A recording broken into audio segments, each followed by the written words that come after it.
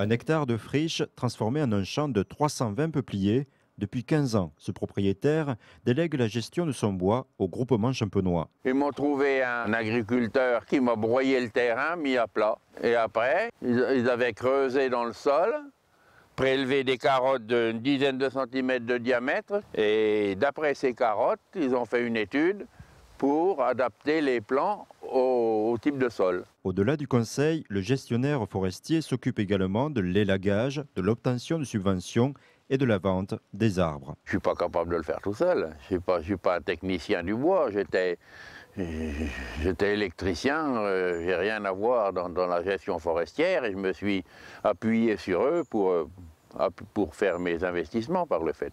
Patrice Bourgoin est un fils de paysan, lui aussi amoureux de la nature. Il a hérité d'une petite parcelle de chênes. Il garde un mauvais souvenir de sa première vente de bois. Sans expérience, il tombe sur un intermédiaire qui vend son bien en dessous des prix du marché. Ça m'a fait un peu mal au cœur puisque c'était aussi un bien qui vient de notre famille. Donc, mal vendre ce qui vient de famille, c'est un peu emmerdant, quoi. Donc aujourd'hui, j'ai pas refait la même bêtise. Et je ne la ferai plus jamais. En 2007, il fait appel au groupement champenois. Un cahier de vente permet d'établir un prix plancher.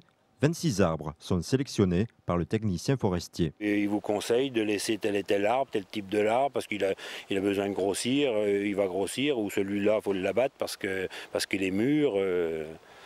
Pour des gens comme nous, je pense qu'il faut passer par ces gens-là. À 7 500 € les 52 mètres cubes, Patrice considère sa dernière vente réussie. Elle dépasse les estimations. Avec cette somme, il a financé en partie l'achat de 4 hectares supplémentaires.